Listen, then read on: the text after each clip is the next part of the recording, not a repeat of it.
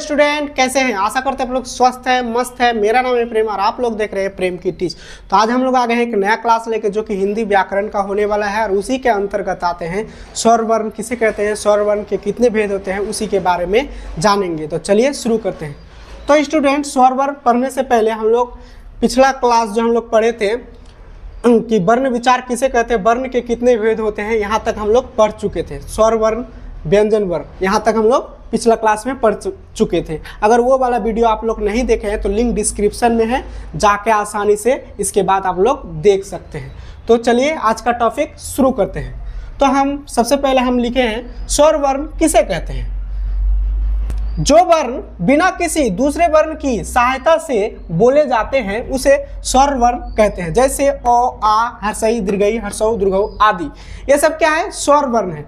जो वर्ण बिना किसी दूसरे, अगर किसी का भी वो सहायता नहीं लेता है, वो खुद से ही बोला जाता है। जैसे अ, आ, हर्षई, दीर्घई, हर्षौ, दीर्घौ, ये सब क्या है, स्वर वर्ण है। ये खुद से ही अपने आप ही बोला जाता है, मैंने स्वयं से बोला जाता है। ये किसी का सहारा नहीं लेते हैं, किसी का हेल्प नहीं लेते हैं, ये खुद से स्वयं से बोले जाते हैं। ये स्वर वर्ण की संख्या कितनी होती है, कितने स्वर वर्ण होते हैं, तो हमने नोट देके लिखा है स्वर वर्ण की संख्या 11 होती है। अब जानेंगे स्वर वर्ण के कितने भेद होते हैं। स्वर वर्ण के उच्चारण के आधार पर 3 भेद होते हैं। कौन कौन से? ह्रस्व स्वर, दीर्घ स्वर, पलुत्व स्वर। तो अब हम लोग जानेंगे ह्रस्व स्वर किसे कहते हैं। तो ह्रस्व स्वर जिन स्वरों के उच्चारण में कम समय या एकमात्र समय लगे उसे ह्रस्व स्वर कहते हैं। जिन स्वरों के उच्चारण में एकमात्र समय लगे या फिर कम समय लगे, माने बहुत कम, वो होते हैं क्या, ह्रस्व स्वर। जैसे कि अ, ई, उ, री, ये क्या है, ह्रस्व स्वर। अब हम लोग जानेंगे दीर्घ स्वर किसे कहते हैं। तो दीर्घ स्वर किसे कहते हैं। दीर्घ स्वर के उच्चारण में ह्रस्व स्वर से कुछ ज्यादा या 2 मात्राओं का समय लगता हो उसे हम लोग दीर्घ स्वर कहते हैं। माने कि ह्रस्व से कुछ ज्यादा समय लगे या 2 मात्राओं का समय लगता हो उसे हम लोग क्या कहते हैं, दीर्घ स्वर कहते हैं। जैसे आ, दीर्घई, दुर्घौ, ये क्या है, ये है दीर्घ स्वर है।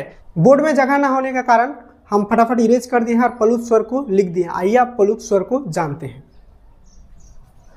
प्लुत स्वर किसे कहते हैं? जिन स्वरों के उच्चारण में ह्रस्व स्वर से 3 गुना समय लगता हो उसे प्लुत स्वर कहते हैं। जैसे हे राम, बाप रे, ओम, ये सब क्या है, प्लुत स्वर है। जैसे कि कोई व्यक्ति, जैसे कि राम दूर में खड़ा है, उसको हम लोग बुलाएंगे तो कैसे बुलाएंगे, राम, ऐसे ही थोड़ा ना, राम ऐसे करके थोड़ी ना बुलाएंगे, राम, तो बहुत समय लगता है। जैसे राम बोल रहे हैं तो क्या समय लग रहा है, वही क्या है, प्लुत स्वर है, जिसमें ह्रस्व स्वर और दीर्घ स्वर की अपेक्षा इसमें ज्यादा समय लगता है, उसे ही हम लोग क्या कहते हैं, प्लुत स्वर कहते हैं।